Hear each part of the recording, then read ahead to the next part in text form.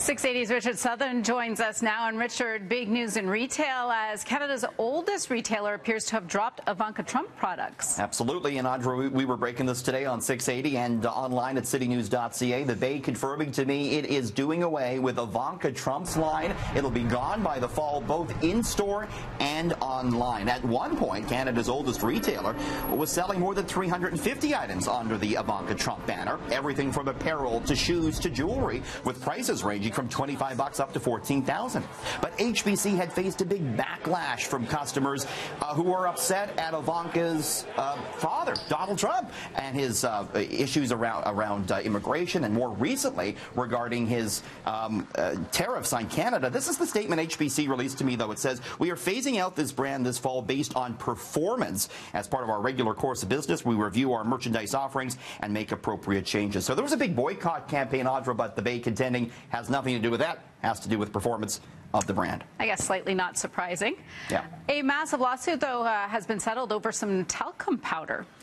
Yeah, very interesting. This is St. Louis jury last night awarding $4.1 billion to nearly 24 women who claimed that asbestos in Johnson & Johnson talcum powder caused their ovarian cancer. And the closing arguments, lawyers for the women showed documents that allege that Johnson & Johnson knew the products contained asbestos but didn't warn consumers. Johnson & Johnson, in a statement, says it was disappointed in the verdict. This is the biggest verdict handing down money-wise this year in the United States, Audra. Kind of scary when you think about it, really. Yeah, it is.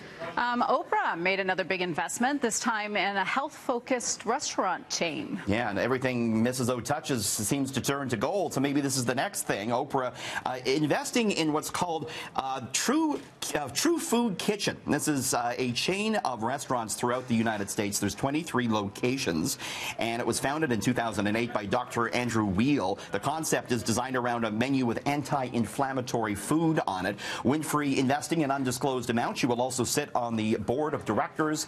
Of course, a couple of years ago, Audra, she invested money in Weight Watchers, and that investment has gone through the roof. And she also has her own line of healthy food out, so she's really getting into that sort of healthy cuisine area these days. Like you said, everything she touches, right? Yes. You know how happy those executives were when Oprah came looking to invest. That's for sure. That's for sure. Another happy lady out there. Some people might be shaking their heads, but soon one young woman will be the world's youngest self-made billionaire. You know who it is? I do. It's Kylie. At age 20, Audra, Kylie has a net worth of $900 million. Over the next 12 months, she's expected to become a billionaire. Now, the previous title holders of youngest self-made billionaire, Microsoft co-founder Bill Gates, he became a billionaire at 31 and 87, and Mark Zuckerberg did it at age 23 in 2008. We know what they do. Maybe some people might be a little bit confused about what Kylie does, but the fact of the matter is she does have a successful company. Kylie Cosmetics, worth $800 million. Huge. So maybe you got to give her some credit. People taking issue with the whole self-made part in that she was kind of born into money and fame, but nonetheless. But not with that product line, right? And in just 3 years. She's built a very successful company. Amazing. Dubai closing a runway for upgrades, and Emirates had to cancel hundreds of flights. Are we going to be affected here? What's going on with that? We could be, because these Emirates planes go in and out of Toronto Pearson 4 times a week. Dubai closing one of its runways next year for 45 days for maintenance, and this is an issue for us because Dubai is a major world hub. A lot of flights go through there, so Emirates again canceling flights. You could experience some delays, and Air Canada too flies into Emirates. So you got to keep an eye on your flights next year if your travels bring you through there, Audra. Keeping a price on gas, too. What's that doing over the weekend? Oh, it went down sharply this morning, but gas going up a penny at midnight tonight. That'll bring us to $1.34.9, and the trend calls for another cent increase on Sunday.